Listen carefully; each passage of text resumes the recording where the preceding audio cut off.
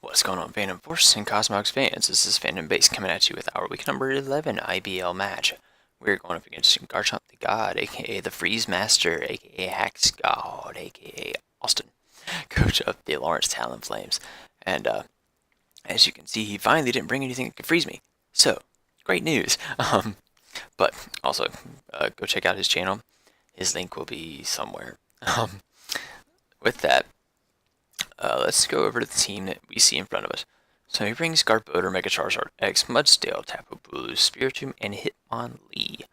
Now, right away, two things I noticed he didn't bring.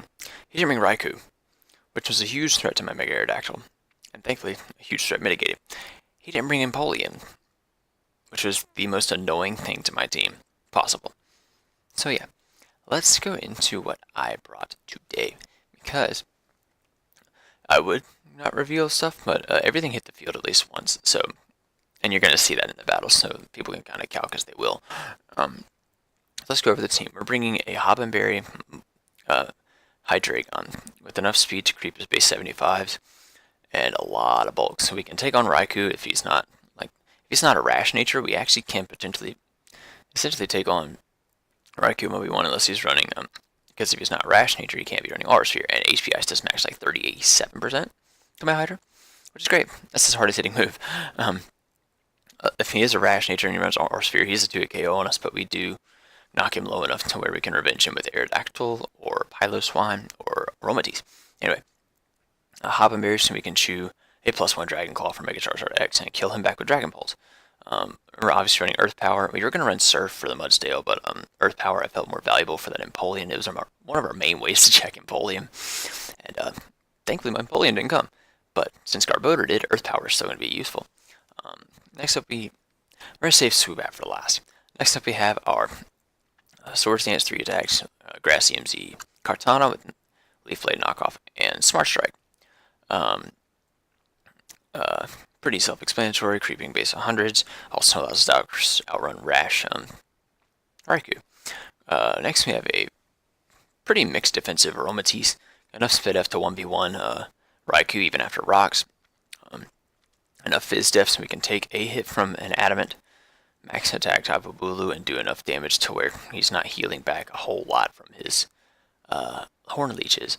If he brings Wood Hammer, that's better for us. Next, we're bringing a physically defensive Mega Aerodactyl with enough speed to outrun his entire roster. And we have 3 attacks Roost, I think Aerial Ace, Earthquake, and Stone Edge. Stone Edge so we can knock out Charizard.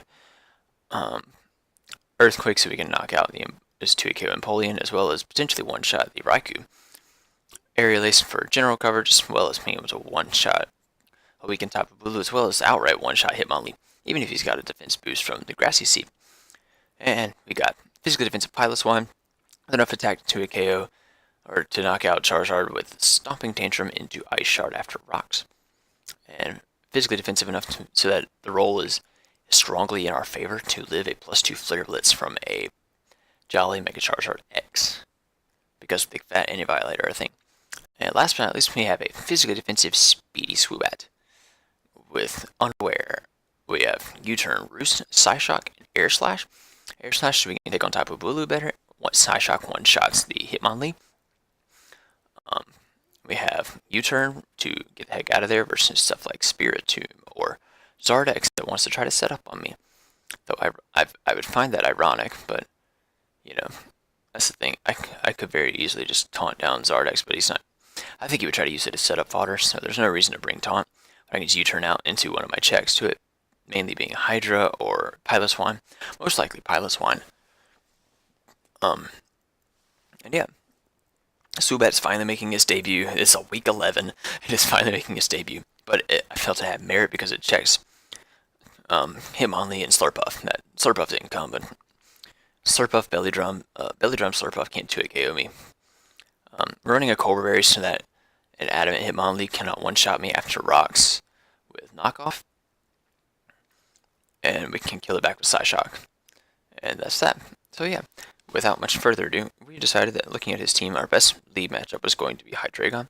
Because one, there's no way he's leading Hitmonlee, because Hitmonlee has no value until those berries, until the Grassy Seeds popped. We beat Zard 1v1. We beat Mudsdale 1v1. We beat Spiritomb 1v1, and we beat Garbodor 1v1. So there's that. That's essentially what I expected. Bulu we can switch out. Hitmonlee we can switch out, both of which probably going to do Swoobat. So that's how this is going to go. We lead with Hydra. Try to bluff the Scarf early too. That way we can kind of gauge what he's going to do. He leads with Die, the Guard Poder, which I kind of find funny. But we're turn one going to click Earth Power. There's no reason not to. Because I know that he's going to be primarily physically defensive to check Kartana. He clicks Spikes, and I'm like, okay, that's not too detrimental. We have like 3 of our flying types with us, or 3 of our levitators today. So here we're going to go for a Dragon Pulse, try to knock this thing out, or potentially catch Charizard on the switch in. Goes to Bulu, I don't really care, I have a switch in. That's the best thing, is that we can go pretty safely into Swoobat here as well. Let's see, that's okay. We're going to switch hard out into our Swoobat. Sophie's finally making her debut this season. And he makes a double out, actually, and goes into Deebs, which I believe is the Charizard, which I find funny because, I don't know, I just do. So we're going to click U-turn here because we know he's going to try to set up here. He can't outspeed me either, so regardless of whether he attacks or tries to go for a setup, our best switch in is Piloswine, 100% of the time. So we're going to go U-turn out, do a nice chip, and that chip actually tells us that he is not defense invested at all. So we're going to go straight out into Piloswine, as he does try to set up on us. Goes for Dragon Dance. And funny enough, I think he's trying to think that he can 2KO me with a +1 Dragon Claw. But, so we're just going to click, because I think he's thinking we're going to carry Earthquake Street. We're going to be cheeky and show off the Stomping Tantrum. Because Dragon Claw, as you're going to see from this Charizard, is going to do very little, actually. We Stomping Tantrum this thing. Now here, I'm fully expecting him to switch out. Probably go into his Tapu Bulu. So, my play 100% of the time, I'm just going to click Rocks.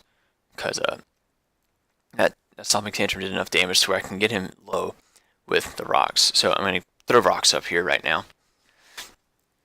as the threat has been mitigated, thankfully. So we're going to toss up Rocks here against this Bulu. And we're once again going to go back out into... Let's see, thankfully, Grassy Terrain is going to disappear, which means his Grass moves will be weakened, which means we can go out to Swoobat much, much safer. As he goes for Bulk Up. Actually, no, I go for the Icicle Spear, on the off chance he decided to go for Sub. Now he goes for Bulk Up, which I'm like, okay, that's fine.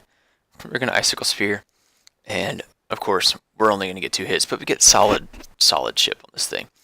So we're going to switch hard out into Swoobat here, because non-Grassy Terrain boosted Bloom Doom isn't doing a whole lot to us. We can roost off the damage. He goes for a Horn Leech, and he does a grand whopping total of about 25%. So this tells me he is definitely adamant non-attack boosting item. So that's nice. We're going to then click Air Slash, and what really sucks is that we do get a flinch here, but it also shows that we got that really does suck, because if he was going for Bloom Doom, then it might have killed us, but we're gonna click Air Slash here again to scout damage on this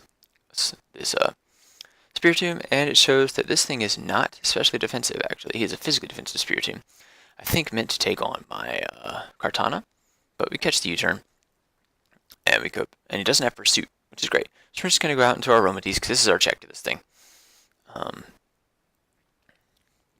I guess for Foul Play, I'm like, okay, that's gonna do nothing to me. And it does actually nothing. So we're just going to get Leftovers back, heal back almost to everything that he did to us. And we're just going to click Moonblast here, because he's going to go out into his horse. And the horse is going to take Rocks, and the horse is going to take a Moonblast. Now here, I know 100% of the time, he's going for a Heavy Slam. There's no reason for him not to. So I am fully expecting him to go for the Heavy Slam. So I'm going to go straight into my Kartana to scout the damage, because the only way he 2-hit KOs me is he's got close combat. So let's check that damage, shall we? Heavy Slam is going to do a grand whopping total of not much. So it tells me he's not offensive, which is great. He crits me. That was a crit. wow, that was a crit. String a Leaf Blade here, and he shows a Rindo Berry. It's like, okay, that's cool. We still do a good chunk to where he's in range of Bloom Doom at plus, even though he's at +2 defense now. By the way, shoutouts to Austin for calling his, naming his Mudsdale after me. But, so we're going to now Bloom Doom it up and kill this thing. Because there's no reason for me not to. I want this thing dead. Especially because the Bloom Doom is mainly for the Empoleon. And since I don't need to use it for that anymore, I can just kill this thing off. So we're just gonna Bloom Doom it up. And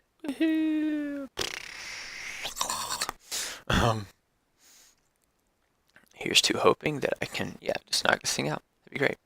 And yeah, down goes the horse. And Cortana picks up on yet another kill for this season. So now he's gonna go into his Garbodor, and I'm like, he's trying to get. So I can tell he's trying to get the Aftermath, but I calc the damage, and Aftermath will actually leave me at 2 HP. So we're gonna kill this thing off because there's no reason not to. Now, at this point, I'm now just gonna sack Cortana. There's no reason for me to keep it alive. I don't want to be a scumbag and try and preserve a 6-0 when I need to just win this game to clinch playoffs. So here he's gonna go out and Spiritomb. I know he's got priority. He's got to have priority. There's no reason he doesn't have priority here. So we're just going to stay here and click an attack and watch him kill us. Shadow Sneak is going to do the 2 damage it needs to kill me, and that's okay. So now we're going to go back out into Aromatisse, because this thing can pretty much just take on the rest of his team. If he goes to Zard, he'll actually drop to a Moonblast. Now, thankfully here, I pick off the Spiritomb, so that's the biggest threat to my Swoobat gone. Swoobat can now take out the rest of his remaining team, as well as Aerodactyl can too. He's going to go into his Bulu though. So okay, this thing is kind of annoying. We're going to keep spamming Moonblast here, because I can't afford to let this thing set up, assuming he sets up. But I think he's actually going to make the smarter play and attack me. Because in a world... See, ironically, had he not attacked me and set up there, he would have lost to Swoobat. I would have gone straight to Swoobat and won. But because I spammed Moonblast here, I want to... That's the thing. If I'm just going to keep spamming Moonblast. Yes, this is the same day I'm recording the other video. So what? I'm going to keep spamming Moonblast so that his recovery is limited. Especially now that he's stuck.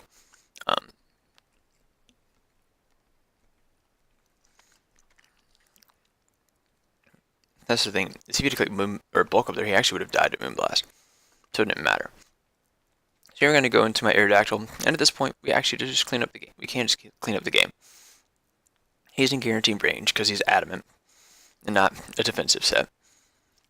So we're just going to we're